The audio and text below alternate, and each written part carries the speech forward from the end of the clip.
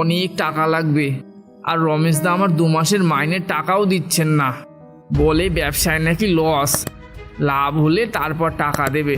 আচ্ছা, কত টাকা লাগবে তোর? 20,000 টাকা দাদা, তুমি আমায় সাহায্য করো, আমি যে করেই হোক তোমার সব টাকা শোধ করে দিব। আচ্ছা, একটু দাঁড়া। ভোলা তার ঘর থেকে 20,000 টাকা পচাকে দেয়। পচা টাকাটা নিয়ে সেখান থেকে চলে যায়। ভোলাই সব কথা তার বন্ধু হরিকে বলে। না, এই রমেশদাকে দেখছি শায়েস্তা করতে হবে। কি করবি তুই? শোন, আমি কাল একবার শহরে ফিরে যাব, কয়েকদিন সময় লাগতে পারে। তার আগে তুই একটু খেয়াল রাখিস, বুঝলি?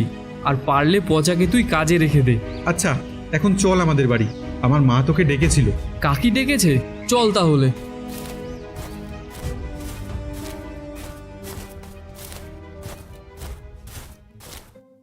কাকু, এইটা কি ভোলা ময়রার দোকান? কেন, ভোলা ময়রাকে দিয়ে কি হবে? আমার মা বলেছে ভোলা কাকুর থেকে চিকেন সিঙ্গারা নিয়ে যেতে। বাড়িতে শহর থেকে মাসিরা এসেছে তো। আরে, এ তো ভালো একটা উপায় পেয়েছি ওই ভোলাকে শায়েস্তা করার। তাড়াতাড়ি বলো, ওদিকে তো সবাই বসে আছে। হ্যাঁ হ্যাঁ, আমি ভোলা, বলো কি দেব?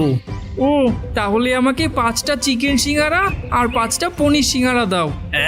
পনির সিঙ্গারা? বলছি পনির সিঙ্গারা তো নেই, আর 5টা চিকেন সিঙ্গারা দিয়ে দেবো। আচ্ছা, দাও। এরপর রমেশ সিঙ্গারায় কিছুটা লঙ্কার গুঁড়ো আর নেশার ওষুধ মিশিয়ে বাচ্চাটিকে দিয়ে দেয়।